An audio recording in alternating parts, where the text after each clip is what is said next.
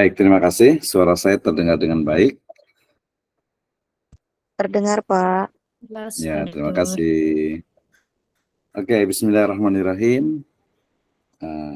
Kita ini dulu ya, biar tidak lupa. Sebentar. Saya buat video juga nih, biar nanti bisa ini juga, biar bisa dua-duanya. Ini temanya sangat simpel, tapi menurut saya penting nih ya. Baik, terima kasih. Kita mulai. Bismillahirrahmanirrahim. Assalamualaikum warahmatullahi wabarakatuh. Waalaikumsalam warahmatullahi wabarakatuh. Alhamdulillahirabbil alamin. Wassalatu wassalamu ala asrafil anbiya'i wal mursalin habibana wa nabiyyana Muhammadin sallallahu alaihi wasallam wa ala alihi wa ashabihi wa man tabi'ahum bi ihsanin ila yaumiddin wa ba'd. Qala Allah Ta'ala fi kitabihil karim, a'udzu billahi minasyaitonir rajim. Bismillahirrahmanirrahim. Ya ayyuhalladzina amanu qu anfusakum wa ahlikum nara wa quduhan nasu wal hijarah 'alaiha malaikatun ghiladun syidad la ya'sunallaha ma amarahum wa yaf'aluna ma yu'marun. Wa qala Rasulullah sallallahu alaihi wasallam, rawahu Ahmad wa Abu Dawud, muru auladakum bis salati wa hum abna'u sab'i sinin wadribuhum 'alaiha wa hum abna'u 10 sinin wa farriqu bainahum fil madaji'. Amma ba'd, fa inna asdaqal hadits kitabullah wa khairal huda huda nabiyyu sallallahu alaihi wasallam. Alhamdulillah, asyukru lillahi wahdah alladzi an'ama alaina fi hadhihi lailah al-mubarakah nastati wa nastamir dirasatana fi al-ayat wal hadis tarbawi. Wa aqulu lakum jazakumullahu khairan wa la'allahu sahhala lana hada barnamij atau hada yakni hadihi qissah. Baik.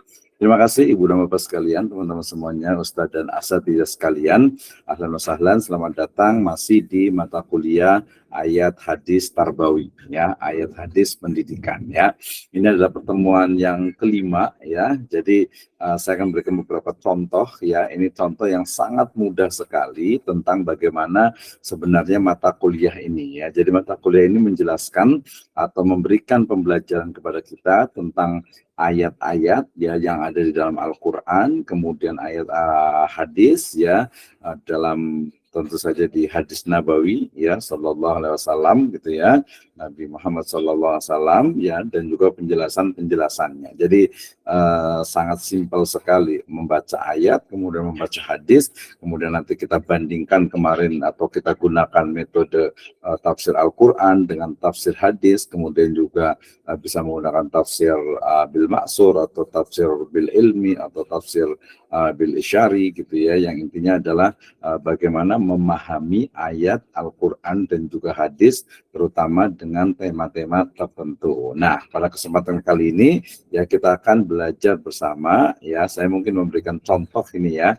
Jadi ke depan kalau ada yang mau presentasi, saya persilahkan ya untuk mungkin ada learning experience ya, ada pengalaman dalam istilahnya itu belajar. Oh, saya waktu kuliah sama Pak Abraham Wisno di mata kuliah ayat hadis tarbawi saya pernah presentasi nih misalnya tentang pendidikan anak di dalam Al-Quran ya, nanti tinggal dipilih Al-Quran itu ayat yang mana gitu. Oh, saya dulu pernah belajar waktu dengan Pak Abraham Wisno itu tentang misalnya ayat-ayat ya, ayat dan hadis tentang pendidikan, tentang media belajar atau tentang teknologi pembelajaran atau mungkin tentang metode belajar atau mungkin tentang tujuan pendidikan dan lain sebagainya. Jadi ada learning experience ya, ada pengalaman dalam belajar sehingga tidak hanya mendengar saja gitu ya. Nah, saya akan kasih contoh. Kalau kemarin kita sudah membahas tentang surat Luqman dari ayat yang ke-12 sampai ayat ke-19 ya. Hari ini saya akan berbicara sedikit saja terkait dengan bagaimana pendidikan keluarga dalam surat At-Tahrim ayat yang ke-6 ya. Jadi ini seperti jurnal ya, mungkin kalau ada teman-teman yang istilahnya itu diwajibkan atau diperintahkan, instruksikan oleh dosen yang lain untuk menulis jurnal. Jadi contoh jurnal itu secara untuk PowerPoint-nya seperti ini. Nanti kalau untuk Word-nya tinggal disamakan atau tinggal dibentangkan ya, tinggal disesuaikan dengan tulisan di Word. Baik ya, sebagai contoh adalah sangat simpel kan ya. Jadi pendidikan keluarga dalam Al-Qur'an ya, surat At-Tahrim ayat yang ke-6 ya. Oke, bersama saya Abdurrahman Misno. Nah, ini adalah ayatnya, surat At-Tahrim ayat yang ke-6. Tadi sudah saya bacakan. A'udzubillahi minasyaitonirrajim. Bismillahirrahmanirrahim. Ya ayyuhalladzina amanu qu anfusakum wa ahlikum nara wa quduhan nasu wal hijarah 'alaiha malaikatun ghiladun syidad la ya'sunallaha ma amarahum wa yaf'aluna ma yu'marun. Ya, At-Tahrim ayat yang ke-6. Ini sebagai muqaddimah awal saja, kemudian dari Sunnah Nabawi, hadis riwayat Ahmad dan juga Abu Dawud terkait dengan perintah untuk muru auladakum bis shalah ya, dalam riwayat yang lain muru sabiyya bis shalah idza balagha sab'a sinin ya. Jadi ada beberapa riwayat. Oke, nah kita awali dengan muqaddimah ya, atau mungkin pengantar ya, atau background bisa juga ya. Jadi ketika berbicara tentang keluarga, tentu saja kita harus memahami asas dari keluarga ya. Jadi karena kan temanya tadi adalah pendidikan dalam keluarga ya. Jadi pendidikan itu dalam Islam itu ada nanti maknanya adalah tarbiyah atau ta'dib atau taklim gitu ya. Nah, itu beberapa kata yang menunjukkan model atau istilah pendidikan. Nah, kita berbicara tentang pendidikan keluarga, berarti kita harus pahami tentang bagaimana sebenarnya asas dari sebuah keluarga ya. Nah, ketika bicara tentang asas keluarga berarti disebut dengan prinsip atau dasar ya. Artinya pedoman lah ya, pedoman dalam keluarga itu adalah tentu saja mardhatillah ya. Nah, kemudian juga yang berikutnya itu adalah fungsi keluarga. Kita pahami bahwa fungsi keluarga itu ya sangat banyak sekali ya, untuk anggota keluarga, untuk anak, untuk orang tua, untuk suami, untuk istri gitu ya.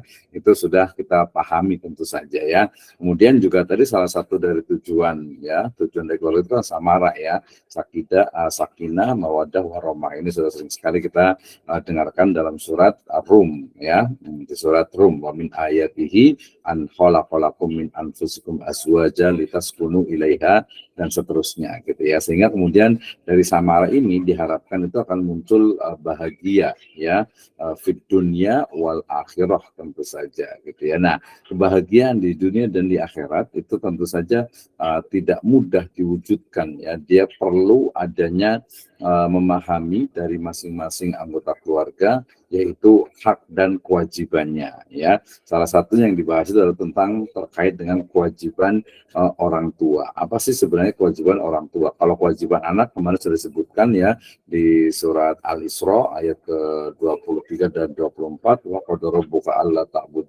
alla ta'budu illa iyyah wa bil walidaini ihsana gitu ya. Dan juga kemarin di surat Luqman juga, di ayat yang lainnya juga ada juga yang menyebutkan kata-kata wa qadara rabbuka alla ta'budu illa iyyah gitu ya.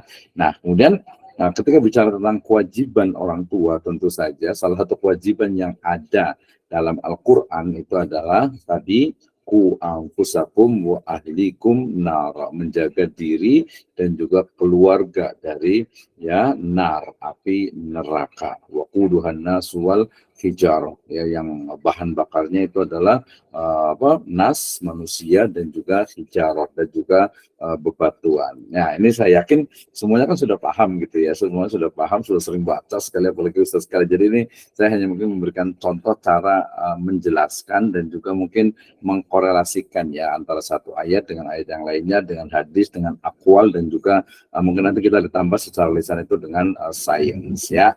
Oke, kita lanjut ya. Nah, peta pembahasan. Jadi pembahasan kali ini saya ingin berbicara tentang ayat Al-Qur'an. Berarti tadi adalah di surat At-Tahrim ayat yang ke-6 ya.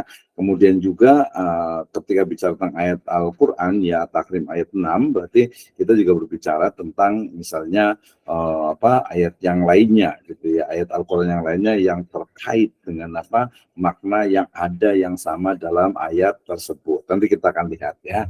Nah, kemudian setelah ayat yang lain itu ditemukan ya, maka kemudian berikutnya ada tidak di dalam hadis Nabawi atau mungkin ayat yang lainnya itu mungkin tidak ditemukan secara secara betul-betul korelasinya gitu ya, secara signifikan gitu ya. Maka kemudian kita beralih kepada hadis gitu ya, kepada hadis Nabawi. Bagaimana sebuah hadis yang kemudian dia menjelaskan ya ataupun mungkin menjelaskan, bayan, kemudian mentahsis, mengkhususkan, ya kemudian juga bisa jadi menjadi kasus yang khusus menjadi umum ataupun juga mungkin memberikan satu hukum tersendiri gitu ya.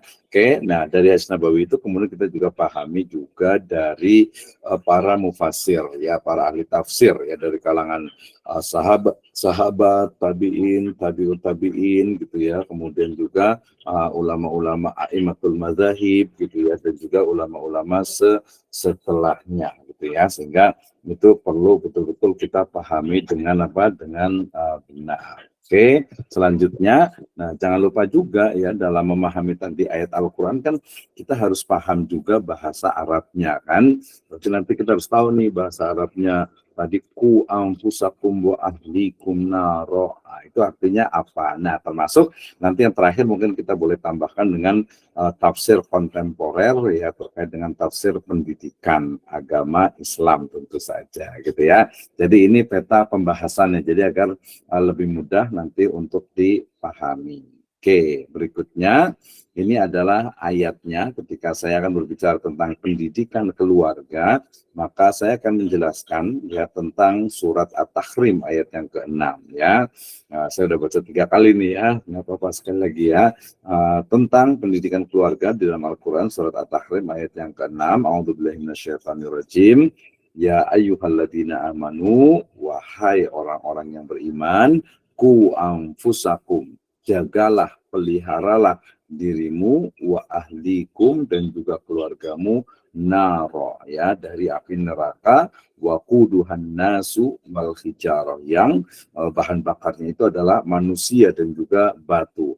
Alaiha malaikatun ghiladun syidad, ya, penjaganya itu adalah malaikat-malaikat yang syidad, ya, ghilad dan juga syidad yang kasar ya, yang keras gitu. La ya'sunallaha ma amarahum, yang mereka itu tidak pernah ya bermaksiat, mendurhakai Allah Subhanahu wa taala ya, atau tentang apa yang mereka perintahkan, yang Allah Subhanahu wa taala perintahkan kepada mereka. Artinya malaikat-malaikat penjaga neraka ini tidak pernah membantah, tidak pernah menolak ya, selalu mengikuti apa yang diperintahkan oleh Allah Subhanahu wa taala, wa yaf'aluna ma yu'marun. Mereka itu menyelaksanakan, tidak pernah mendurhakai Allah Subhanahu wa taala terhadap apa yang diperintahkannya kepada mereka, dan selalu mengerjakan apa yang diperintahkan. Wa yaf'aluna ma yu'marun ya.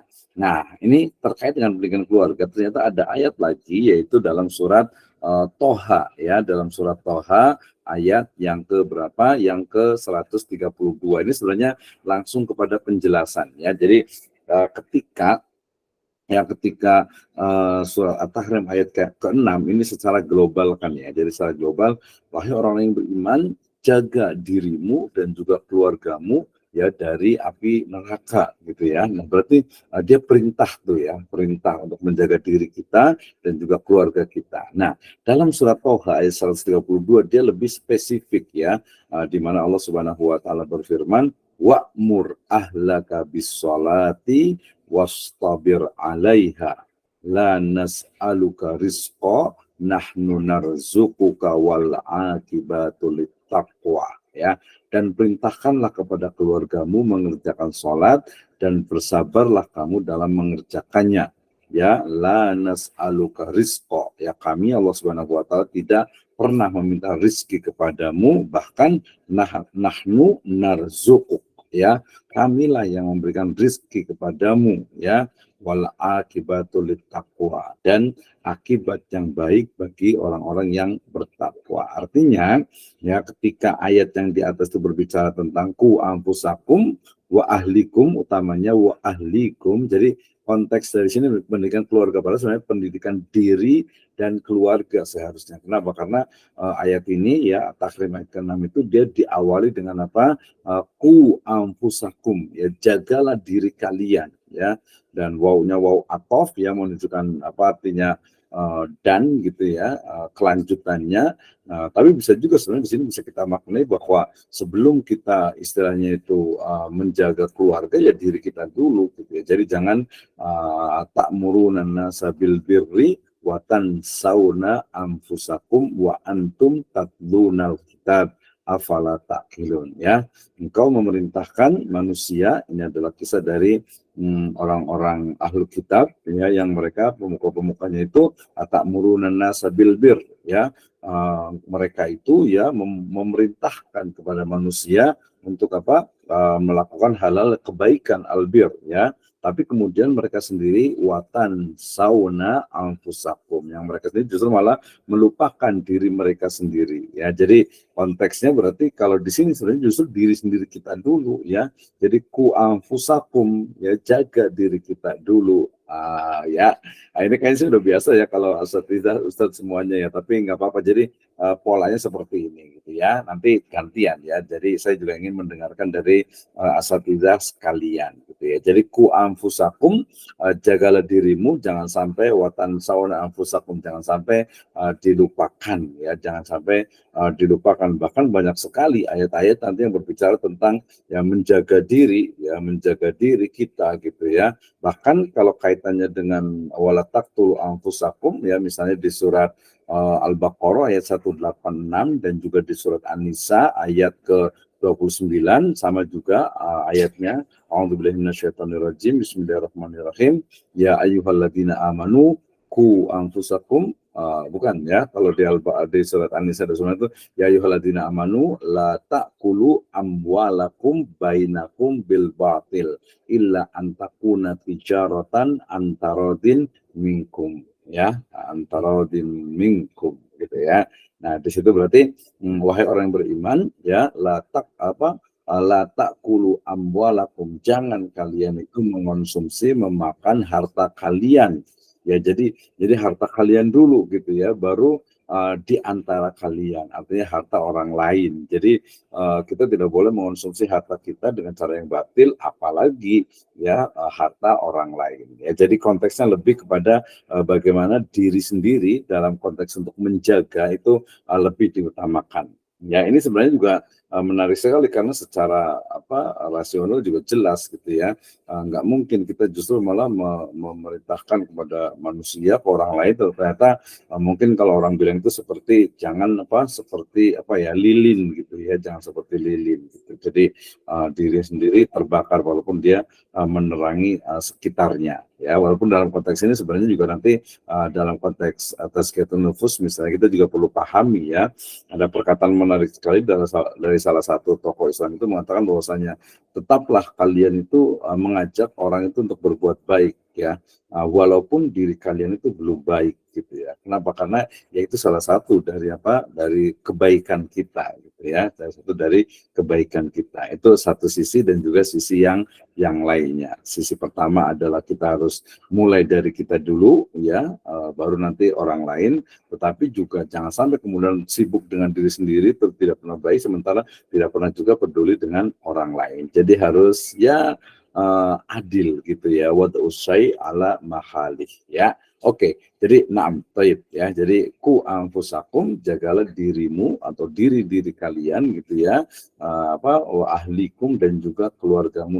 Nah, berarti konteks ayat ini adalah berbicara tentang menjaga diri kita dan juga keluarga. Nah, ketika berbicara tentang menjaga keluarga, ya, tadi di surat Toha lebih spesifik lagi, yaitu wa'mur ahlaka bis-shalah ya wastabir 'alaiha, dan perintahkanlah kepada keluargamu mengerjakan sholat. Kenapa? Jelas ya, karena salah satu cara atau salah satu dari amalan ya menjaga dari neraka itu adalah apa? Dengan sholat. Salah satunya adalah ketika sholat itu adalah dengan wudhu, dan salah satu dari hadis yang sahih menyebutkan bahwasanya anggota badan yang terkena air wudhu gitu ya, itu tidak akan terkena atau tidak akan terjilat ya oleh api neraka gitu ya.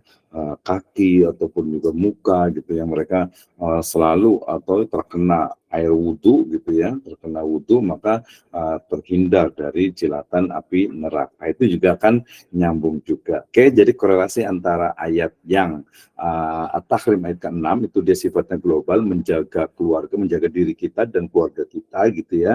Tapi kemudian di Toha ayat 132 itu sudah spesifik gitu ya, spesifik dalam artian itu yaudah perintahkan anak kalian itu sholat gitu ya. Kalau untuk diri sendiri ya banyak sekali ya, warka'u ma'ar-raki'in ya, kemudian juga wa'aqimus sholat gitu ya, dan lain sebagainya, banyak sholat, inna sholata kanat alal mu'minina kitaban mauquta ya, nanti di hadis ya lebih banyak lagi gitu ya. Jadi ini korelasinya untuk menjelaskan dari satu ayat ke ayat yang lainnya. Nah, tadi kita sebutkan tentang makna ayat. Jadi ini dari si bahasa dulu supaya agak lebih mudah sebenarnya ya. Jadi di situ Anda menggunakan ya ayyuhalladzina amanu, wahai orang yang beriman, wahai orang-orang yang beriman, ku anfusakum, jagalah diri kalian, wa ahli, nama wal ahli. Kita lihat di sini ahli itu adalah keluarga atau ahlun. Nah, kata-kata ahlun dalam Al-Qur'an itu terdapat lebih dari 36 tempat yang menunjukkan kata ahlun. Nah, padahal dalam Al-Quran sendiri ya, kata ahlun itu yang maknanya keluarga itu juga ada usroh. Kita mengenal ada istilah usroh keluarga ya. Kemudian juga ailah ya, atau awail jamaknya ya, atau usarun itu dalam jamak dari al-usrah. Demikian juga alu ya, alu Musa ya, alu Fir'aun wa alihi wa ashabi wa alu ya. Jadi dia maknanya itu adalah keluarga, yang kata-kata alu itu mengandung makna keluarga itu 11 kali. Nah, ketika bicara tentang keluarga, konteks sosiologisnya menarik juga gitu ya. Apakah dia adalah nuclear family ya, keluarga inti, yaitu dua orang, ibu bapak ya, orang tua dan juga anak, atau mungkin juga extended family ya, misalnya ada kakek, ada nenek gitu ya, mungkin bahkan ada mungkin keponakan di situ, atau mungkin ada paman gitu ya. Nah, ini maknanya tentu saja luas sekali. Apakah kita itu memiliki kewajiban itu hanya orang tua ya, di situ anak gitu ya. Ingat ayatnya tadi, kalau kita lihat apa kata-katanya, ku ya. Nah, ini kan menunjukkan artinya itu dia apa, banyak gitu ya. Banyak kan ya.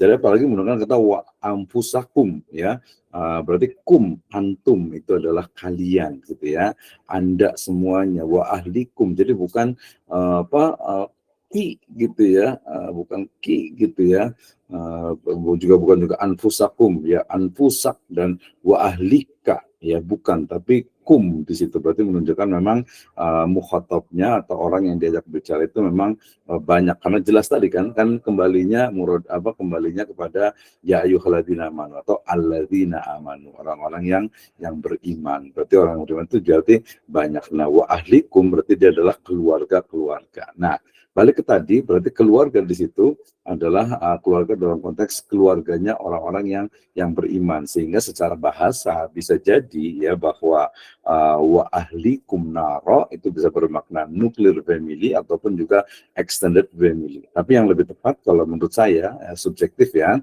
itu adalah memang ya keluarga yang menjadi tanggung jawab kita gitu ya, keluarga yang menjadi tanggung jawab kita. Nah, siapa tanggung jawab kita atau siapa yang memiliki tanggung jawab? Nanti jelas sekali di ayat berikutnya ya. Dikatakan bahwasannya kita loncat ke sini, kullukum ra'in wa kullukum mas'ulun an ra'iyati wal amiru ra'in wa rajulu ra'in ala ahli baiti wal mar'atu ra'iyatun ala baiti zawjiha wa waladihi wa kullukum ra'in wa kullukum mas'ulun an ra'iyatih ya. Jadi yang kita kasih benang hijau di sini keywordnya itu adalah dikatakan warrajulu ra'in ala ahli baitihi, ya. Jadi seorang laki-laki, ya, seorang suami, ya, laki-laki sebenarnya gitu, tapi laki-laki secara suami, ya. Seorang suami itu adalah pemimpin, ra'in ala ahli baitihi, atas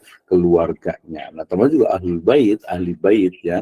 Ahli bait itu apakah rumahnya yang tinggal hanya anak-anaknya saja, anak istri dan anaknya gitu, atau mungkin juga keluarga yang lainnya yang tinggal di situ, ya. Oke, wal mar'atu ra'iyatun ala baiti zaujiha wa waladihi, ya. Jadi dan seorang perempuan itu juga adalah apa? Istri terutama, ya, dan juga seorang pemimpin bagi rumah suaminya dan anak-anak, ya. Artinya ra'iyah itu artinya adalah penanggung jawab, pengayom gitu, ya. Jadi ya harus dia bertanggung jawab di rumahnya gitu, ya. Seperti apa nih tanggung jawabnya? Walaupun nanti dalam konteks ini tentu saja, ya dua-duanya kan punya tanggung jawab, otomatis keluarga itu ya adalah tanggung jawab suami dan istri. Oke, kembali ke sini, ya. Jadi ketika bicara tentang keluarga, berarti kita bisa memahami dalam makna yang lebih luas lagi, bukan hanya keluarga istri, ya, suami atau istri dan juga anak-anaknya, tapi bisa kita expand, ya, maknanya tentu saja yang menjadi orang-orang yang menjadi tanggung jawab kita. Nah, terkait dengan tadi ku anfusakum wa ahlikum naro, ya, Ali bin Abi Thalib, ya, Khalifah Ali bin Abi Thalib radhiyallahu anhu, ya, beliau mengatakan adibu, ya. Jadi ajarkanlah kepada mereka adab dan juga wa'alimu, dan juga ilmu kepada mereka, ya. Berarti ku anfusakum kalau dipahami oleh Khalifah Ali bin Abi Thalib adalah ajarkanlah mereka adab dan juga ilmu. Wah, berarti luas sekali, ya.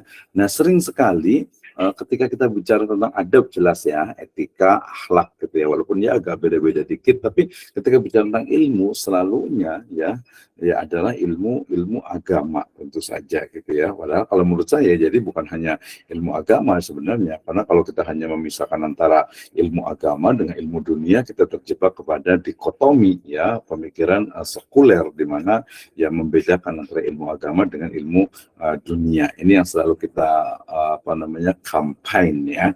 Kita kampanyekan bahwasanya dalam Islam itu ya ilmu dunia itu ya ilmu ilmu dunia itu juga bisa bermakna atau bisa berdimensi ilmu akhirat. Apalagi ilmu akhirat jelas-jelas juga kan bermakna untuk ilmu dunia. Kalau kita lebih menyebutnya dengan istilah ulum kauniyah dan juga ulum diniyah, ya, ada kauliyah, ada kauniyah gitu, ya. Nah, itu juga perlu kita kembangkan. Nah, misalnya tadi begini, ya, kemarin kita sudah sempat diskusi tentang pendidikan, ya, pendidikan atau beda antara ilmu pendidikan dengan ilmu pendidikan agama Islam. Bedanya di mana sih? As a master, you have understand about two term, ya. Jadi kita sebagai seorang master gitu, ya, perlu memahami dua istilah ini, ya, dan juga harus membedakan dalam artian itu apa sih karakter masing-masingnya. Kenapa? Karena bisa jadi, ya, ketika seseorang itu belajar hanya ilmu pendidikan, ya, akhirnya apa? Agama Islam itu ketinggalan gitu, ya. Ilmu agama Islam itu ketinggalan, artinya tidak terbawa gitu. Bahkan ya masih ada nih beberapa orang yang menganggap bahwasannya ya ilmu agama ilmu pendidik, kita ngomong bicara tentang ilmu, ya, ilmu pendidikan agama Islam itu ya sama aja, nggak ada itu, ya ilmu pendidikan juga gitu, sehingga menyamakan antara ilmu pendidikan dengan ilmu pendidikan agama Islam. Dan kita sudah berbicara kemarin, ya, sebelumnya, tapi kita bisa diskusi. Nah, oke, kemudian perkataan dari Abdullah bin Abbas tadi saya sempat, nanti boleh di ini bahasa Arabnya untuk menguatkan, ya. Jadi Abdullah bin Abbas mengatakan bahwa hendaklah kalian senantiasa melakukan ketaatan kepada Allah Subhanahu wa taala dan takutlah dalam berbuat maksiat kepada Allah Subhanahu wa taala, serta perintahkanlah keluargamu agar berzikir kepada Allah Subhanahu wa taala, niscaya Allah Subhanahu wa taala akan menyelamatkan kalian dari api neraka. Sama sih, ya. Jadi kitanya dulu kita melakukan kebaikan gitu, ya, kemudian juga memerintahkan keluarga, ya. Tadi kalau Abdullah bin Abbas ini menyebutnya dengan salah satu adalah bizikri. Kenapa? Karena ala bizikrillahi tatma'innul qulub, tatma'innul qulub, ya. Jadi dengan berzikir, mengingat Allah Subhanahu wa taala, hati akan menjadi tenang, ya. Dikatakan dzikran katsira, ya, dengan zikir yang banyak nanti ada juga tuh di situ ya. Oke. Nah, berarti perkataan dari Ibnu Abbas kalau kita lihat itu lebih kepada bagaimana kita itu ku anfusakum, artinya itu adalah melakukan ketaatan, sesuatu yang diawamir, ya, perintah Allah Subhanahu wa taala, dan juga menjauhi wajnab anil nawahi, gitu ya. Nah, tetapi kemudian ditambahkan lagi juga dengan memerintahkan keluargamu untuk berzikir. Nah, mungkin al-zikru sebenarnya makna juga adalah as-shalah. Kenapa as-shalah itu adalah al-zikr juga dalam makna yang spesifik tentu saja, gitu ya. Nah, kemudian agar apa? Tujuannya adalah agar Allah Subhanahu wa taala menyelamatkan kalian dari api neraka, ya. Sementara Qatadah juga tidak jauh berbeda. Beliau mengatakan hendaklah kalian menyuruh mereka untuk taat kepada Allah Subhanahu wa taala dan melarang mereka berbuat maksiat kepadanya. Ya, hendaklah menegakkan perintah kepada mereka agar selalu melaksanakan perintah Allah Subhanahu wa taala, ya, mengajak atau memerintahkan untuk kebaikan, bersegera melakukan kebaikan. Ya, apabila mereka berbuat maksiat kepada mereka, hendaklah kalian larang dan cegah. Nah, seperti itu ya. Sementara Ad-Dhahhak dan Muqatil, ya, seorang tabi'in ya, wajib ala kulli muslim untuk menjaga keluarganya, kerabat, para budaknya, laki-laki ataupun perempuan, semua yang Allah wajibkan atas mereka dan semua yang dilarang Allah Subhanahu wa taala. Jadi Ad-Dhahhak dan Muqatil ini lebih melihat tadi bukan hanya keluarga tetapi memaknai juga qarabah, ya, kerabat dan juga para budaknya. Artinya berarti orang-orang yang memang menjadi tanggung jawab kita, gitu ya, menjadi tanggung jawab kita. Bahkan dalam konteks yang lebih luas sebenarnya kalau kemarin kita sebut dengan the best generation, ya, Allah Subhanahu wa taala berfirman, a'udzubillahi minasyaitonirrajim, bismillahirrahmanirrahim, ya kuntum khaira ummatin ukhrijat linnas ta'muruna bil ma'ruf wa tanhauna 'anil munkar. Berarti salah satu dari karakter, ya, sebaik-baik ummah, ya, khairu ummah itu adalah ya memang ta'muruna bil ma'ruf wa tanhauna 'anil munkar, ya. Berarti itu juga sama sebenarnya, ya. Jadi menjaga, ya, ku anfusakum wa ahlikum, ya, menjaga keluarga itu ya dengan mengajak mereka kepada kebaikan dan juga mencegah mereka dari berbagai bentuk kemungkaran, ya, jelas sekali. Oke, Mas Tamir. Nah, kemudian juga saya akan dari Imam Syafi'i rahimahullah, ya, beliau juga mengatakan ketika menafsirkan ayat ini dengan menyatakan bahwa wajib bagi para ibu dan bapak untuk mendidik dan mengajarkan adab kepada anak-anak mereka, dan wajib mengajarkan cara bersuci, berwudu, mandi, istinja, gitu ya, tata cara sholat, ya, dan juga nanti boleh orang tua memukul anak-anak mereka bila sudah paham tentang wajibnya sholat. Anak laki-laki yang sudah balik dan anak perempuan yang sudah haid ataupun genap berusia 15 tahun, maka mereka sudah wajib mengerjakannya, ya. Nanti ini bersambung karena tadi ada yang menafsirkan ku anfusakum wa ahlikum nara, kemudian salah satu yang paling utama ibadah adalah sholat tentu saja, ya, muru auladakum bis sholah, gitu ya. Ini perkataan dari Imam Syafi'i rahimahullah yang lebih menekankan kepada tadi pola pendidikan, ya, mendidik, mengajar, mentarbiyah, mentakdib, ya, anak-anak mereka. Jadi spesifik maknanya lebih kepada jadi orang tua, ibu bapak itu memiliki kewajiban untuk mengajarkan, pertama disebutnya dengan fardu ain, ya, artinya yang fardu dulu, ya, yang fardu kan jelas bersuci, ya, istinja, gitu ya, kemudian juga wudu, sampai kepada yang wajibnya itu adalah sholat, ya. Nah, sholat yang lain juga tentu sama setelah yang wajib dulu itu, ya. Nah, kemudian jangan lupa juga tadi karena begitu pentingnya sholat, nanti kita akan lihat di hadisnya, gitu ya. Nah, kemudian juga diajarkan mereka tadi adab, ya, adab, misalnya tadi ketika anak sudah dewasa kan berarti sudah punya kewajiban, ya. Kemudian ketika seorang perempuan sudah anak perempuan sudah balik, berarti kan juga punya kewajiban untuk menutup auratnya, gitu ya. Nah, korelasi dengan ayat yang lainnya ini juga menarik kemarin, ya, ketika kita bicarakan tentang surat Luqman ayat yang ke-17, ya kan. Nah, berarti kita nyambung nih, ini pentingnya ketika satu ayat kemudian dikaitkan dengan ayat yang lain, ternyata jelas sekali nyambung lah. Ku anfusakum wa ahlikum nara, ya, ini sudah dilakukan oleh Luqman Al-Hakim, ya. A'udzubillahi minasyaitonirrajim, ya bunayya aqimis sholata wa'mur bil ma'rufi wanha 'anil munkar wasbir 'ala ma asabak inna dzalika min azmil umur. wahai anakku, laksanakanlah sholat, ya, dan suruhlah manusia berbuat ma'ruf dan juga cegah mereka dari berbuat kemungkaran. Artinya ya jelas ya, Luqman Hakim sudah memerintahkan untuk aqimis sholat, ya, untuk melaksanakan sholat, karena salah satu dari sholat tadi itu adalah inna sholata tanha anil fakhsyai wal munkar. Ya, kemudian juga salah satu dari kebaikan seseorang itu adalah dilihat dari apa? As-sholah, ya, kesolatnya itu tentang ketika nanti di yaumul hisab, ya. Kemudian tadi surat Thaha ayat 132 juga sama tentang ketika menjaga. Jadi korelasinya mudah. Ini satu tafsir ya. Nanti kalau dikembangkan dengan tafsir yang lainnya sangat mungkin sekali. Ketika misalnya ini yang pendidikan berarti ku anfusakum wa ahlikum naro, ya, menjaga dirimu dan keluargamu dari api neraka. Nah, menjaga diri dan juga menjaga keluarga itu adalah ya dengan mengajarkan mereka ya kewajibannya, sholat, puasa, ya, zakat kalau mampu gitu ya.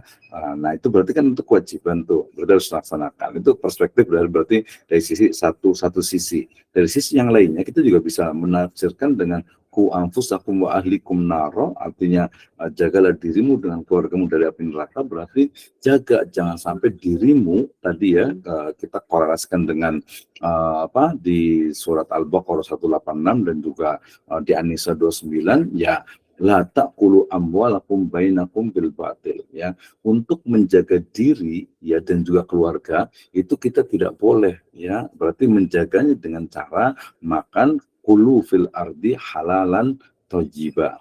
Itu bisa nyambung juga tuh. Jadi banyak sekali dalam menafsirkan. Jadi tidak hanya satu perspektif. Ya, saya ulang lagi nih ya. Jadi yang pertama kalau bicara tentang ku anfusakum wa ahlikum naro, berarti para mufassir tadi menyebutkan jagalah dirimu dan keluargamu dari api neraka. Artinya kita fokus ke keluarga ya, yang ku anfusakumnya enggak usah lah ya, nanti itu lain lagi. Ya, jadi wa ahlikum naro dan juga keluargamu, ya, jaga keluargamu dari api neraka, berarti ajarkanlah mereka kewajiban, ya, ilmu, ajarkanlah mereka sholat. Kan jelas ku anfusakum wa ahlikum nar. Tapi dalam perspektif misalnya ekonomi, ya, kita bisa menyebutkan wa ahlikum naro, ku anfusakum wa ahlikum naro, berarti jaga dirimu dan keluargamu dari api neraka, ya, jaga mereka jangan sampai mengonsumsi makanan yang haram ataupun subhat. Kenapa? Karena innal halala bayyinun wa innal harama bayyinun, ya. Makanan yang haram itu apa? Ya, sesungguhnya apa? Daging, darah, tulang sampai sumsum itu yang tumbuh, ya, nubita minal haramin wan naru aula biha, ya. Dari darah, daging, tulang sampai ke sumsum itu tafsiran saya ya, yang tumbuh dari harta yang haram, maka neraka lebih berhak baginya. Berarti yang menjaga diri kita dan juga keluarga kita dari makanan yang haram ataupun subhat itu adalah salah satu dari implementasi dari apa? Ku anfusakum wa ahlikum nar. Aku kan beberapa ininya di ekonomi gitu ya. Jadi setelahnya ke situ. Jadi kita bisa lebih dalam konteks yang lainnya. Saya kan sangat mungkin sekali. Sebenarnya kalau ada waktu saya pengen nanya-nanya nih, nanti mungkin ya terakhir lah boleh kita diskusi. Ini berarti korelasi tadi apa di surat At-Tahrim ayat ke-6 dengan surat Luqman ayat ke-7 dan juga surat Thaha ayat ke-132. Tidak menutup juga di sini masih banyak ayat-ayat yang lainnya yang menunjukkan tentang bagaimana menjaga diri kita dan juga keluarga kita dari ahli atau dari neraka tentu saja, gitu ya. Oke, nah sementara tadi ya saya bacakan juga sudah ya korelasi dengan hadis ketika bicara tentang ku anfusakum, konteksnya itu kan di situ adalah siapa? Kepala keluarga. Ya, kepala keluarga dan tentu saja adalah istri juga atau ibu juga gitu ya, sehingga kita diingatkan tadi bahwa kullukum ra'in, setiap kalian adalah pemimpin, wa kullukum mas'ulun an ra'iyati. Jadi setiap kalian itu akan dimintai pertanggungjawabannya gitu ya. Jadi dan abwal amiru ra'id, ya, seorang apa amir ya mungkin raja atau presiden sekarang itu adalah pemimpin, ya. Kemudian warrojulu, dan seorang laki-laki atau suami itu adalah ra'in ala ahli baitih, ya. Berarti kalau tadi raja atau presiden itu adalah pemimpin, lebih tepatnya sebenarnya ra'in itu penanggung jawab ya bagi negaranya, ya.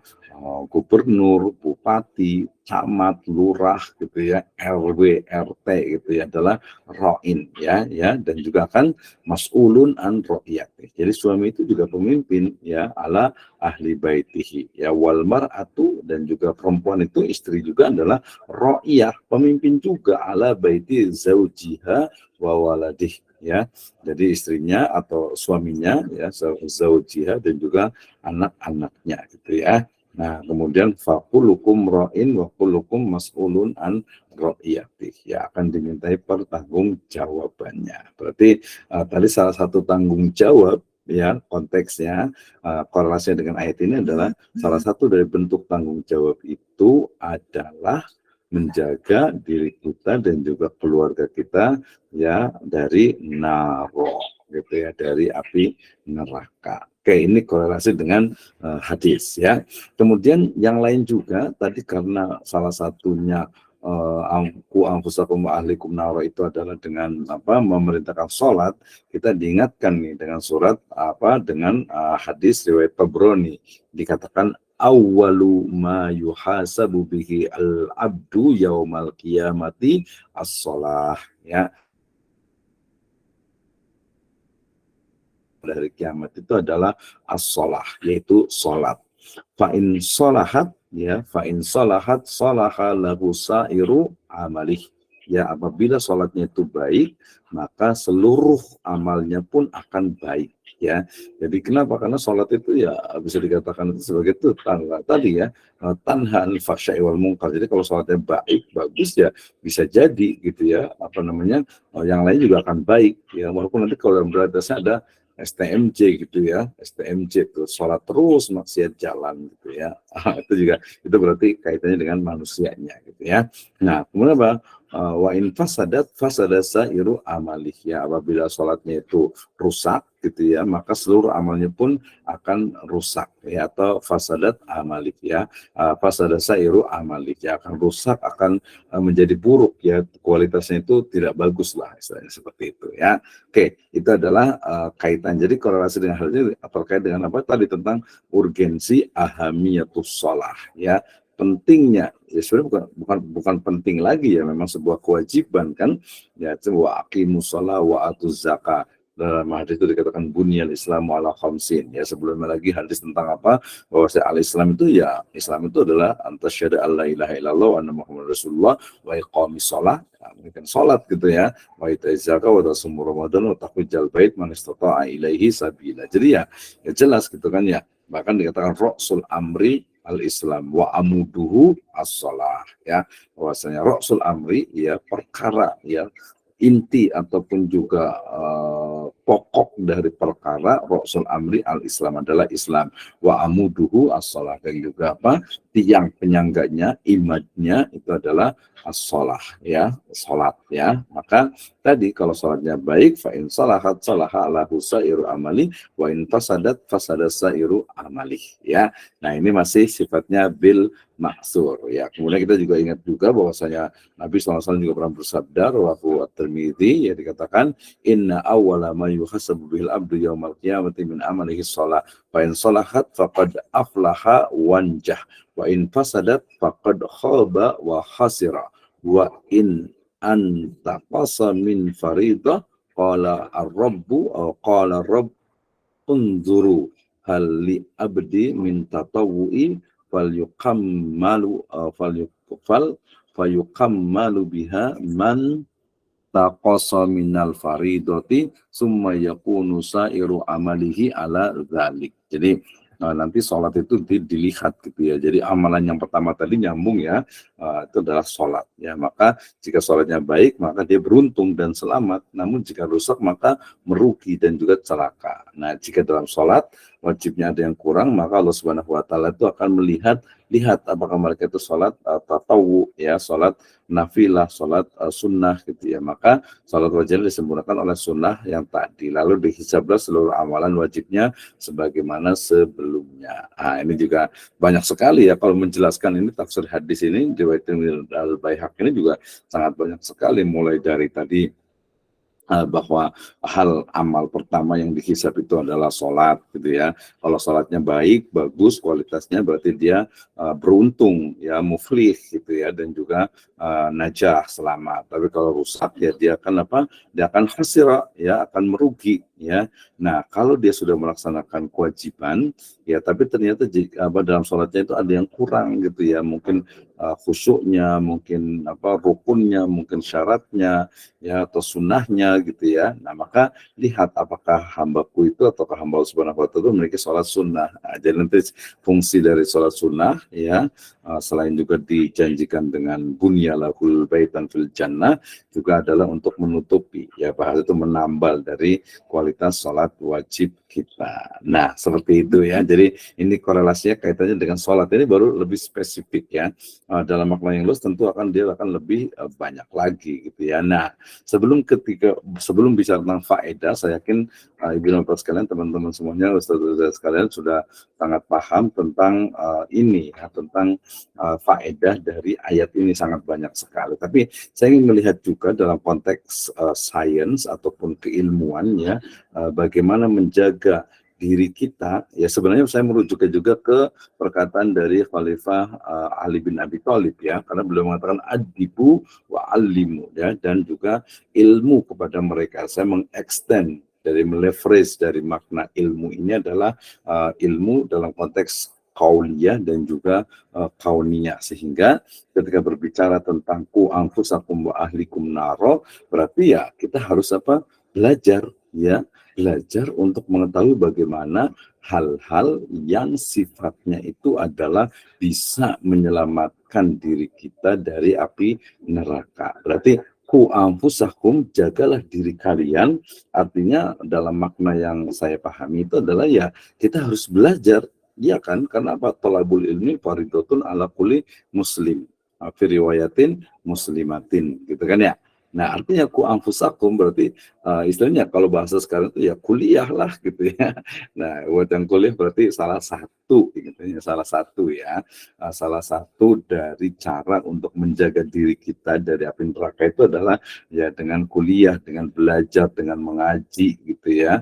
Thalabul ilmi, sehingga tahu mana yang mencegah, yang menjauhkan kita dari neraka dan memasukkan kita ke dalam surganya. Wa ahlikum naro juga sama gitu ya, untuk diri kita dan juga untuk keluarga. Kalau diri kita ini kan konteksnya itu adalah laki-laki ya, artinya suami. Nah, kan kita nggak bisa juga untuk suami berarti kalau suami ingin terhindar dari api neraka itu adalah ini ya, kemudian juga dia melakukan hal yang baik-baiknya seperti ini, kemudian juga tidak melakukan hal yang seperti ini, kan dia masih personal gitu ya. Nah, tapi kemudian kalau wa ahlikum berarti dia lebih luas lagi, berarti kita harus paham, berarti kita itu belajar, kita itu kuliah, kita itu ngaji, thalabul ilmi tentang hal-hal yang diwajibkan kepada istri, yang diwajibkan kepada anak laki-laki, anak perempuan, saudara, dan masyarakat secara umumnya, gitu kan? Nah, jadi dia bukan hanya konteks wali-wali, udah menjaga, gimana cara menjaganya? Ya mereka mungkin kalau anak itu ya kuliahkan mereka. Nah, kuliahkannya yang tentu saja sebenarnya bukan hanya ilmu agama, tetapi walaupun dia ilmu umum gitu ya, tetapi memiliki satu ruh ya untuk juga menjauhkan dari api neraka. Nah, ini juga penting nih ya ketika bicara tentang kuliah, ketika bicara tentang belajar ya.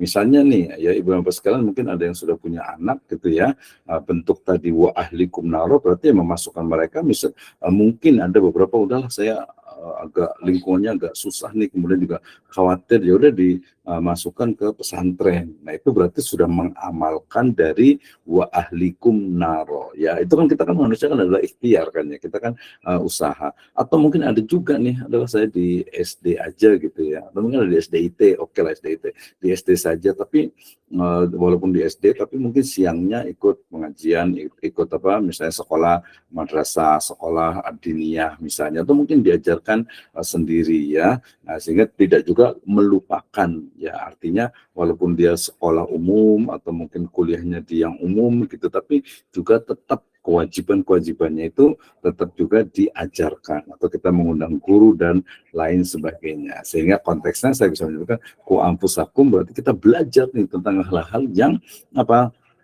yang mendekatkan kepada surga dan menjauhkan dari neraka. Kemudian juga mengajari, memberikan kesempatan keluarga kita untuk mereka tuh bisa misalnya untuk melaksanakan kewajiban amalan yang mendekatkan kepada surga dan menjauhkan yang dilarangnya. Nah ini kan dalam konteks ini kan sangat banyak sekali ya, berarti ya sangat banyak sekali dalam artian ya sangat beragam, dan berarti ayat ini menjadi induk dari berbagai amalan, terutama yang kaitannya dengan mengamalkan amalan-amalan yang mendekatkan ke surga dan juga menjauhkan menjauhkan dari neraka tentu saja ya.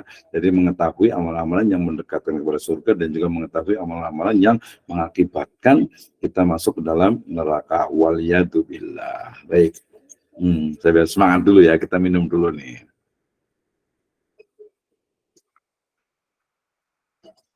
Oke ya, nah nanti kita bisa explore lagi, Ibu dan Bapak sekalian, teman-teman semuanya, saudara-saudari sekalian, terkait dengan ini. Jadi kalau faedahnya saya boleh ambil ya simple aja lah ya.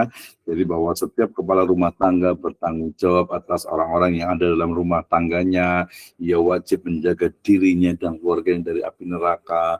Kemudian setiap orang tua wajib mendidik istri dan anak-anaknya pendidikan agama Islam yang mencakup akidah, syariah, dan juga akhlak.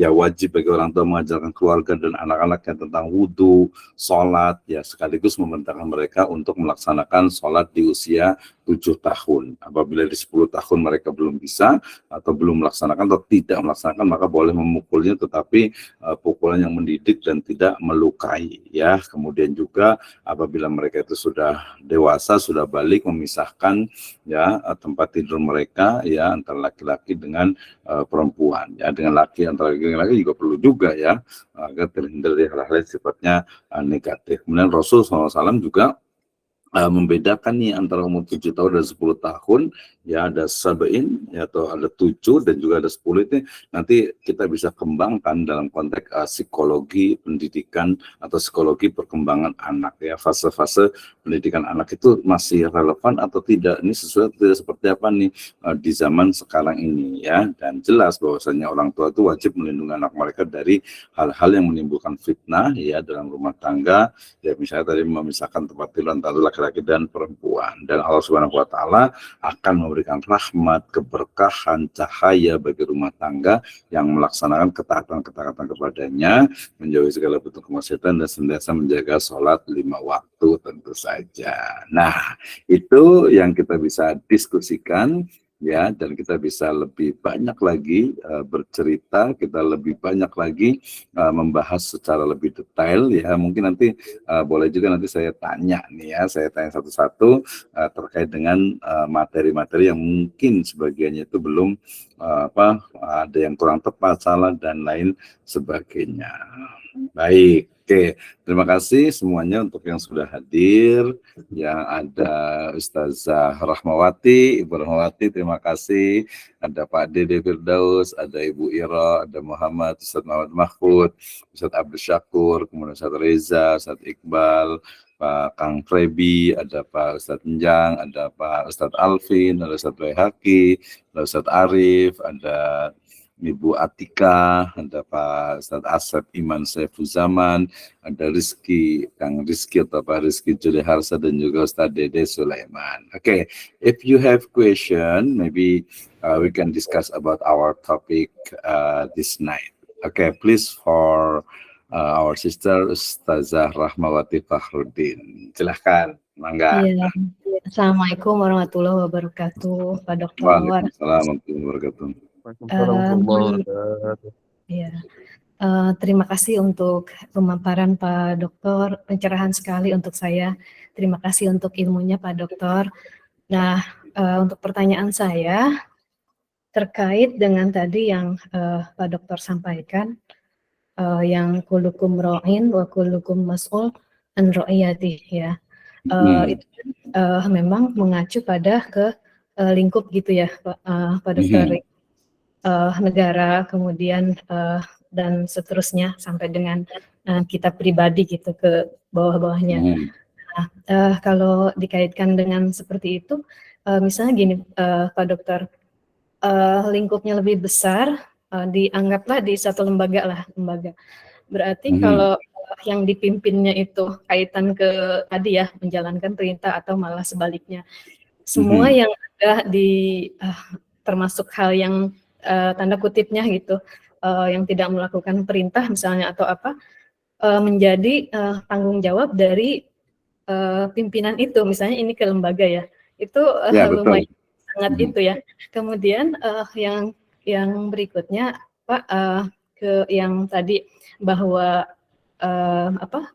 ku anfusakum wa ahlikum nar ya, bahwa perintah untuk menjaga diri kita gitu ya dan keluarga itu juga sama, dari yang terutama dari yang harus di dalamnya adalah menjalankan perintah dan larangannya dihindari gitu ya. Tidak menjalankan, harus menjalankan perintahnya, kemudian menjauhi larangannya, dari segi lingkup juga gitu. Dan itu juga dikaitkan dengan kalau atina fi dunya hasanah gitu kan, hasanah sendiri hasanah, dari betul. Ya, fi dunya hasanah dan seterusnya itu kaitan ke sama lingkupnya. Kita baik dulu di kita dulu, bagaimana kita mau bikin orang lain baik atau gimana kita mencintai kalau kita sendiri tidak mencintai diri kita gitu kan.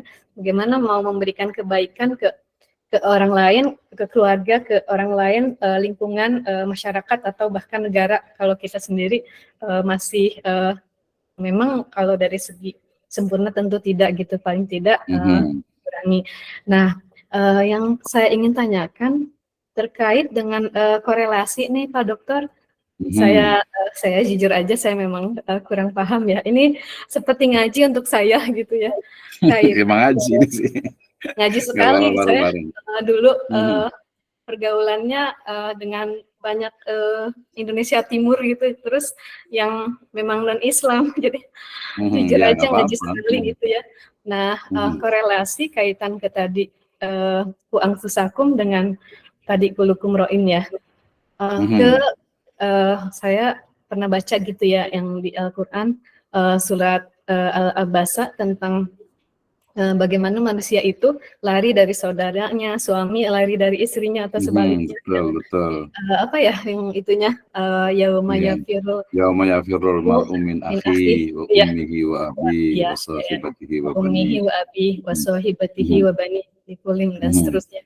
Itu kalau kaitan ke kulukum ro'in kan sebetulnya memang kita pimpinan dari satu lembaga atau suami gitu memimpin dari segala halnya, tapi dikaitkan dengan tadi ataupun dengan dengan tafsir seorang saudara akan pergi dari saudaranya, lari seorang sahabat akan lari dari sahabatnya, itu bagaimana Pak Dokter?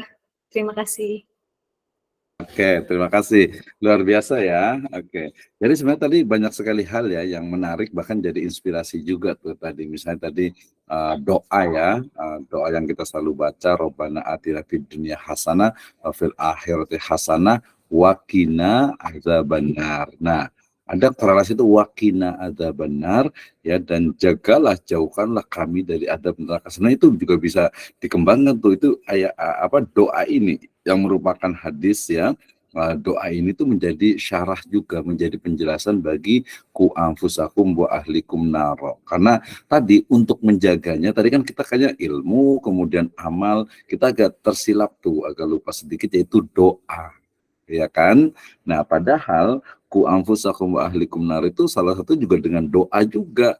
Ya nggak bisa tuh hanya dengan ya amal saja gitu, tapi harus doa, karena doa juga bagian dari amal juga. Itu penting juga tuh seperti itu ya. Kemudian tadi kalau ngelihat Bu Rahmawati, saya lihat kayaknya harusnya nih pekan besok kayaknya gantian nih. Siapa nih? Kita kasih challenge nih yang mau menjelaskan. Jadi saya sebelum gantian. ditanya, saya nanya Pak Dokter. Jujur aja. Nggak apa-apa, justru. Nah, kalau saya menyebutnya, saya awam, jadi saya nanya dulu aja sebelum ditanya. Iya, nggak apa-apa. Nah, saya menyebutnya dengan istilahnya itu adalah learning by teaching. Ya, jadi learning by teaching tadi sama dengan learning experience sebenarnya itu. Jadi kalau kita kuliah ini hanya mendengarkan, itu learning experience itu agak kurang gitu ya, agak kurang.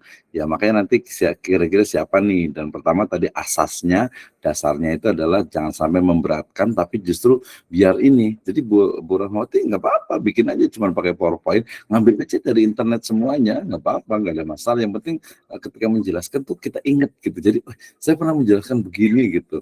Nah, itu yang justru manfaat yang saya dapatkan gitu ya.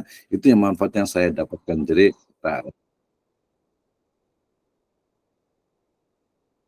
yang disebut dengan tadi learning by teaching itu adalah memang mahasiswa itu juga diharapkan itu bisa menjelaskan. Karena apa? Menjelaskan itu sebenarnya tadi ya, kalau dikatakan kemarin itu, kalau menjelaskan itu bukan hanya untuk orang lain sebenarnya, tapi untuk diri kita sendiri gitu ya.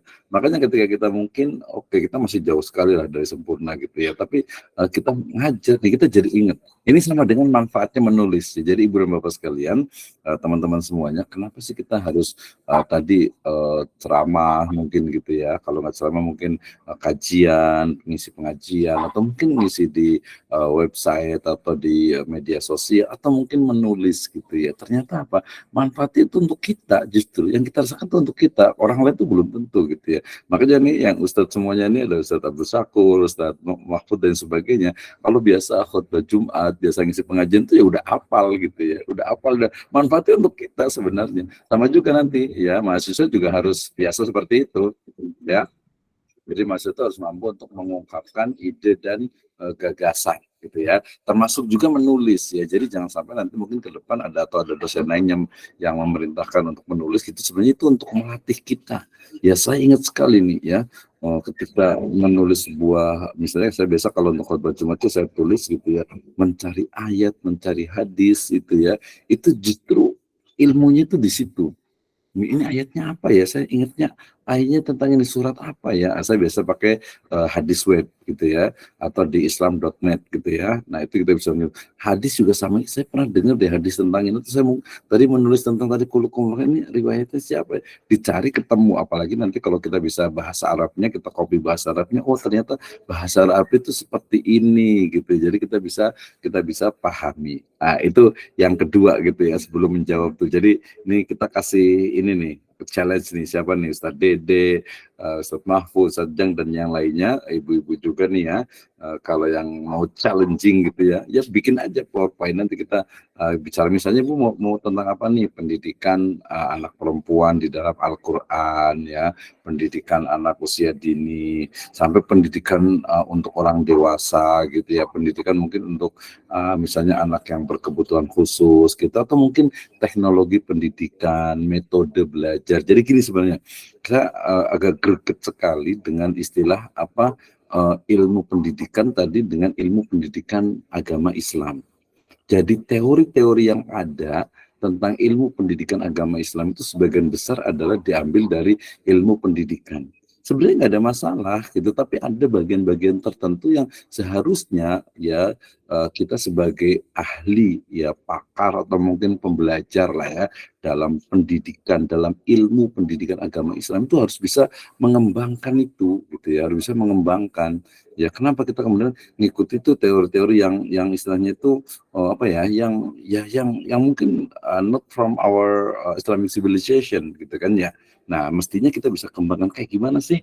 Nah, ini mungkin dari kan sebagian kan Ustadz nih ya, bagaimana, kenapa sih pesantren yang pakai kobong, yang pakai istilahnya itu sorogan kok agak-agak berkurang sekarang nih. Nah berarti ada yang kurang apa nih, harus bisa menjawab gitu ya. Sekarang orang tuh lebih ya pasti harus ada sekolah formalnya gitu. Sekolah formal juga sekarang harus ada misalnya marching bandnya, ada apanya macam-macam lah gitu ya.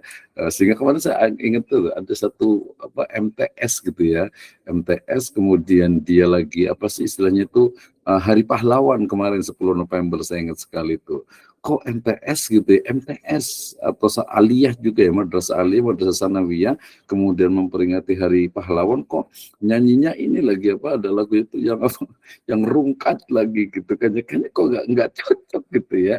Nah ini apa nih, berarti gurunya nih bertanggung jawab nih berarti gitu kan ya. Nah termasuk tadi betul sekali tadi, kalau yang awal-awal saya pikir mau bertanya tentang lembaga pendidik, bukan lembaga ya, artinya pimpinan dalam sebuah organisasi, dalam sebuah lembaga pendidikan, lembaga yang lainnya, jelas dia bertanggung jawab. Nah ini makanya dalam Islam itu seorang pemimpin itu jadi harus betul-betul bertanggung jawab. Kita leverage, kita kembangkan dari kullukum ra'in wa kullukum mas'ulun an ra'iyati, itu kan kesannya itu adalah hanya tanggung jawab di akhirat gitu ya. Padahal kita boleh menafsirkan dengan bahwa saja kullukum ra'in wa kullukum mas'ulun an ra'iyati, mas'ulun an ra'iyati berarti dia itu harus buat apa?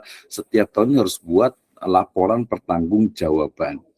Jadi berarti harus berani untuk diaudit, baik internal ataupun eksternal.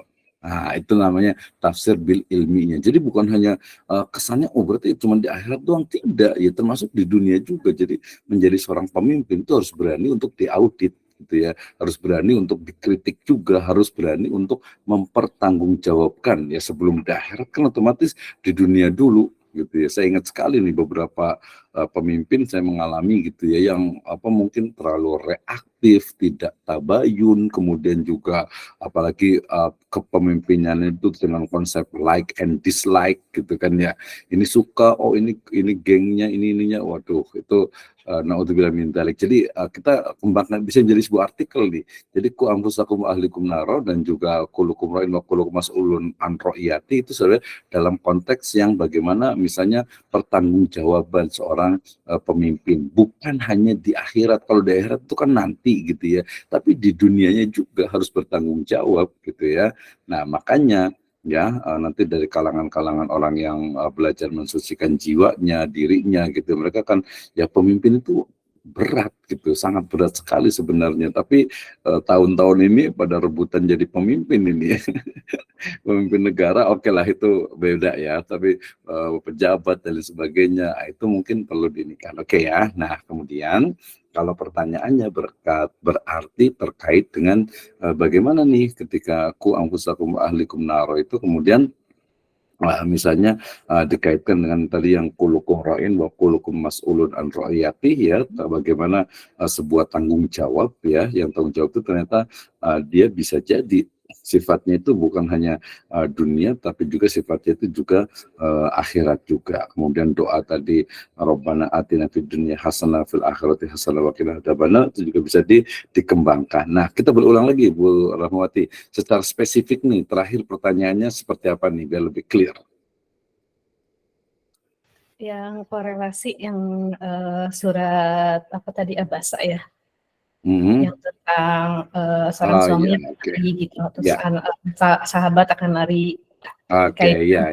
Yauma yafirrul mar'u min akhi wa ummihi wa abi wa sahibatihi wa bani likulli imri'in minhum yauma idzin sa'nu yughni. Betul. Ya, jadi kalau di surah Abasa surah Abasa ini wallahu a'lam bishawab, dia lebih kepada kejadian yang ada di akhirat nanti. Ya, bahwa orang itu akan lari dari tanggung jawabnya, akan lari dari keluarganya, dari saudaranya. Tetapi kemudian kita makanya perlu baca ayat yang lainnya.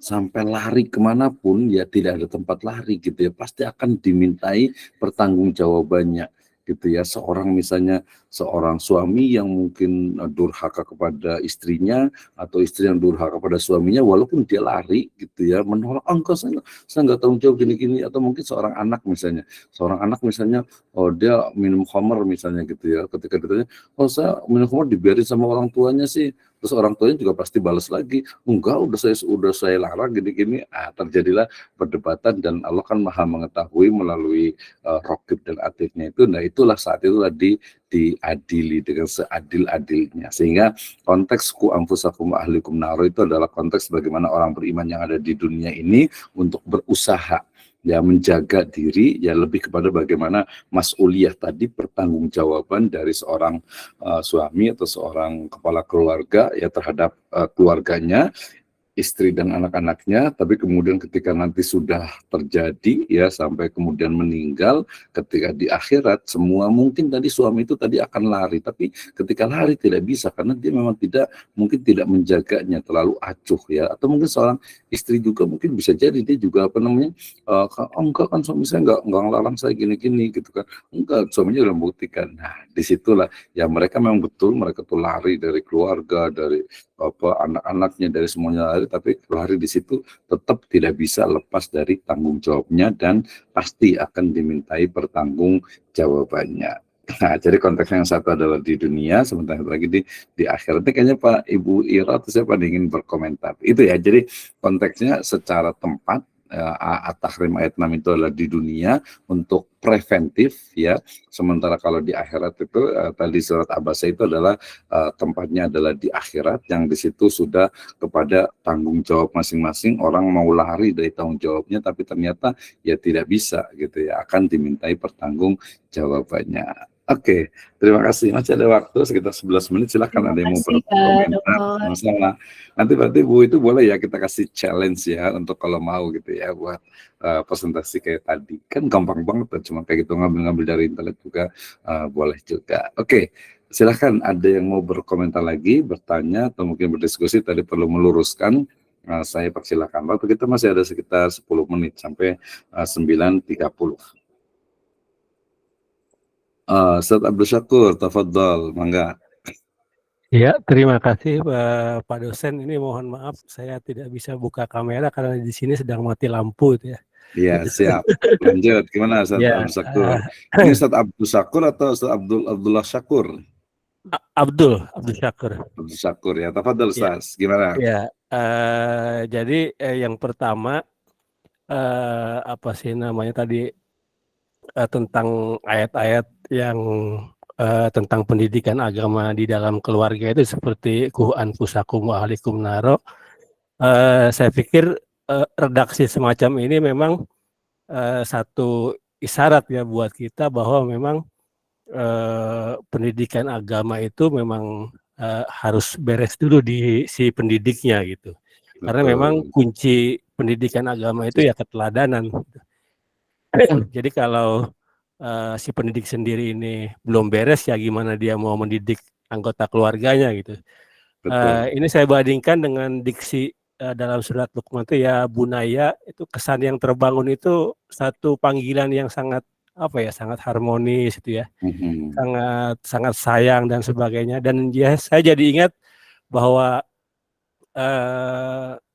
orang tua saya itu nggak pernah memerintahkan kewajiban agama itu dengan pukulan itu.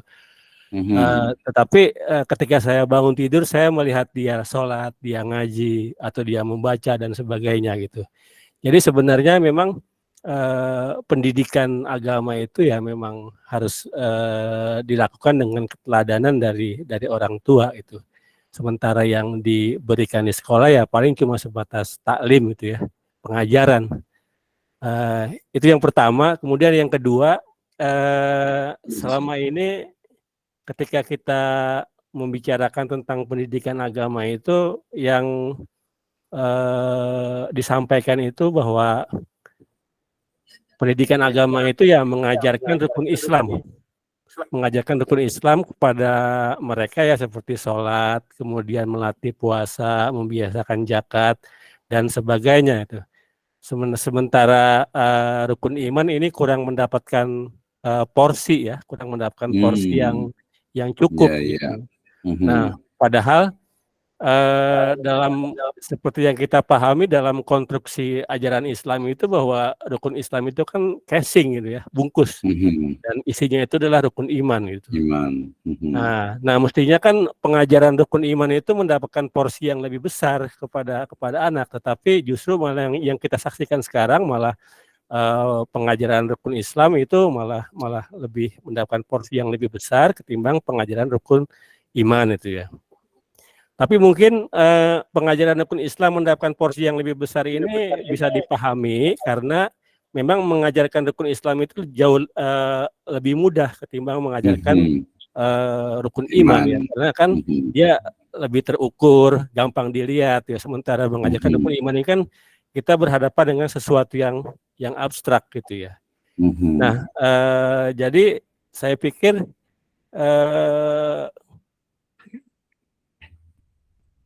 ya mungkin salah satu faktor kenapa tadi Bapak bilang ada istilah STMJ ya, sholat terus kemudian maksiat jalan itu ya. Karena memang sejak awal mereka cuma dikasih casing gitu ya, sementara isi dari casing itu kurang kurang mendapatkan perhatian dari orang tua, atau mungkin dalam benak kita mungkin sampai saat ini malaikat itu adalah sosok yang cuma ada dalam dongeng atau sesuatu betul, yang betul. berurusan dengan orang-orang suci gitu ya. Mhm. Sementara pada faktanya bahwa malaikat itu berseliweran setiap hari di sekitar kita. Nah, Itu makanya kenapa Allah Islam mengajarkan kepada kita untuk selalu mengawali setiap perbuatan dengan membaca basmalah itu ya agar para malaikat itu bisa membantu kalau memang yang kita lakukan itu baik gitu. Jadi mungkin saya melihat itu ya mungkin perlu ada pergeseran paradigmatik gitu ya dalam pengajaran pendidikan Islam ini di keluarga, bahwa sudah waktunya bahwa porsi pengajaran rukun iman itu mendapatkan porsi yang lebih besar gitu dibanding pengajaran rukun iman. Mungkin itu komentar saya Pak dosen, mohon maaf kalau terlalu lancang dan sebagainya. Terima kasih. Assalamualaikum warahmatullahi wabarakatuh. Waalaikumsalam warahmatullahi wabarakatuh. Ya, terima kasih Ustaz Abdul Syakur. Ini udah layak jadi dosen nih sebenarnya gitu ya.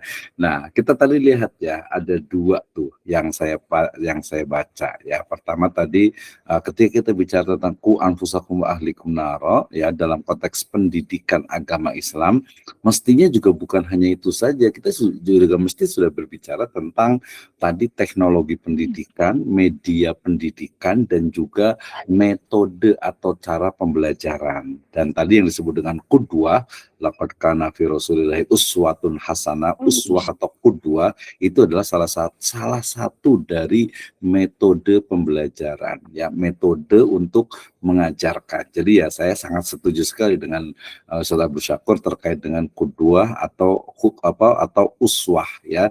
Nah, jadi ini konteksnya adalah tadi media atau metode pembelajaran. Ini menjadi hal yang penting. Maksud saya adalah bahwa ini semuanya, kita semua adalah will be master gitu ya, akan menjadi seorang master gitu. Jadi harus kita luaskan pemahaman kita. Jadi ilmu-ilmu pendidikan yang kita dapatkan mungkin itu harus kita gali dari sumber kita paling suci lah kita sebut ya, atau sumber yang paling qot'i, yang paling murni, yaitu Al-Quran dan hadis. Misalnya tadi model pembelajaran ya, cara mengajarkan itu seperti apa sih sebenarnya di dalam Al-Quran, medianya itu seperti apa gitu ya. Kemudian bukan hanya secara tekstual saja, tetapi juga harus kontekstual dan ada pengembangan. Jadi kita juga tidak kaku dengan teks yang ada, tetapi kita sangat mungkin untuk mengembangkan dari teks yang ada. Ya, misalnya kisah tentang malaikat Jibril yang datang kepada Nabi SAW, yang beliau bersama dengan sahabat-sahabatnya kemudian bertanya tentang mahwal iman, mahwal Islam, mahwal ihsan gitu ya. Nah, ini menjadi hal yang perlu kita kembangkan. Demikian juga ketika Nabi SAW itu berbicara dengan seorang anak yaitu Abu Umair gitu ya. Nah, itu seperti itu, termasuk juga mungkin sedikit kritik ya. Ini sebenarnya Islam itu atau kajian-kajian atau pembelajaran Islam itu untuk orang dewasa atau untuk anak-anak sih? Yang untuk anak-anak itu seperti apa? Apakah memang ada poin-poin utamanya atau mungkin kita kembangkan? Nah, ini menjadi hal yang sangat penting karena kita paham bahwa di masa Nabi SAW itu ya dalam makna sekolah dasar seperti ini ya yang ada itu adalah ketika misalnya perang Badar gitu ya, tawanannya mengajarkan kepada anak-anaknya juga diajarkan bagaimana gitu kan. Jadi tapi dalam konteks sekarang ya perlu ada kontekstualisasi, perlu ada pembaharuan, sehingga lagi-lagi ya pendidikan agama Islam salah satunya adalah metode mengajar atau metode pembelajaran, teknologi pembelajaran, media pembelajaran itu wajib untuk dipelajari, wajib untuk kita kembangkan. Tadi salah satunya adalah qudwah atau uswah yang memang itu sudah jelas sekali gitu ya. Itu yang pertama dari Pak Abdul Syakur ya. Kemudian yang kedua yang dari Pak Abdul Syakur juga menarik sekali nih ya, bahwa porsi iman itu kurang. Ya bisa jadi ya, beberapa itu memang seperti itu gitu ya. Nah, tapi ada juga nih, ada satu lembaga pendidikan juga yang ketika dia ngajar itu hanya iman dengan Al-Quran. Ya, kalau di Kemenak kan di PA itu ada Al-Quran, ada akidah akhlak. Nah, otomatis itu ada akidah, tapi ya perlu kita kritisi juga nih sebagai seorang mahasiswa S2 nih.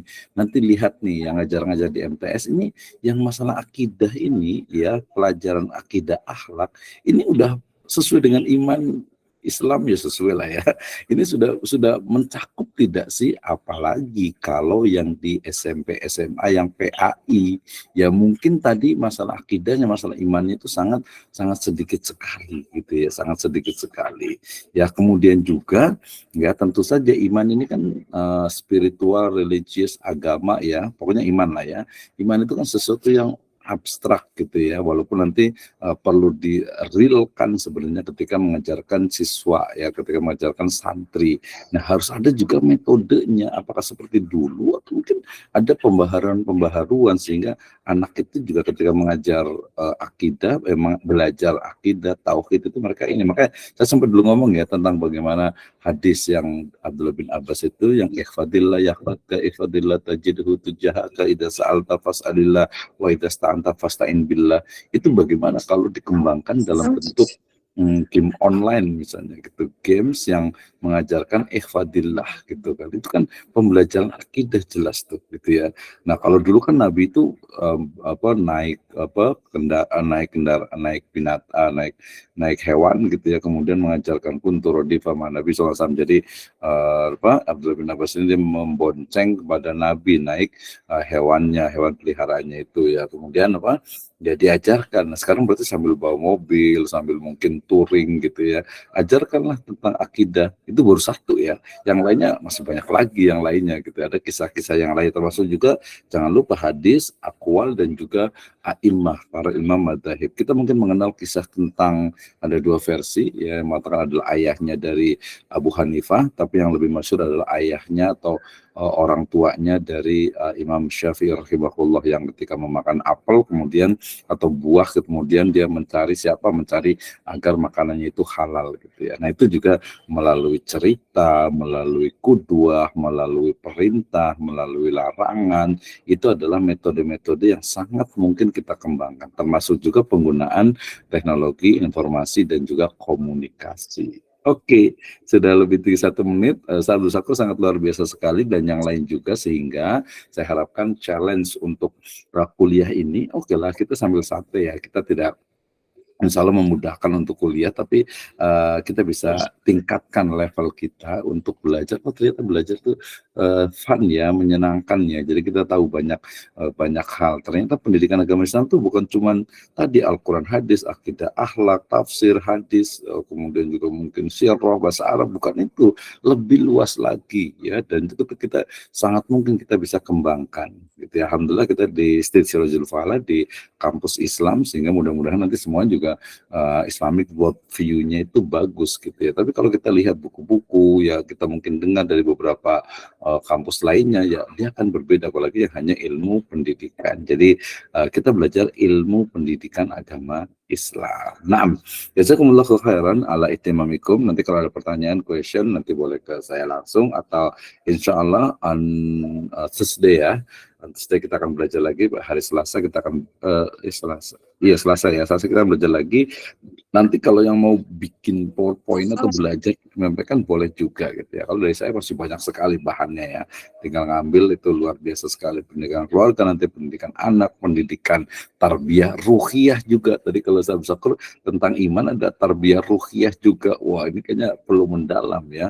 Tarbiyah jasadiyah juga penting juga nih ya. Jangan sampai nanti ruhnya atau jiwanya itu sehat, badannya sakit, atau badannya sakit jiwanya kuat. Harusnya kalau bisa dua-duanya gitu ya. Baik, insya Allah kita lanjutkan di pertemuan yang akan datang. Jazakumullahu khairan ala ihtimamikum. Kita tutup dengan alhamdulillah dan doa kafaratul majlis. Alhamdulillahirabbil alamin. Subhanakallahumma bihamdika asyhadu an la ilaha illa anta astaghfiruka wa atubu ilaik. Wallahu muwaffiq ila aqwamit thoriq. Assalamualaikum warahmatullahi wabarakatuh. Waalaikumsalam warahmatullahi wabarakatuh. Terima kasih Pak Dokter. Terima kasih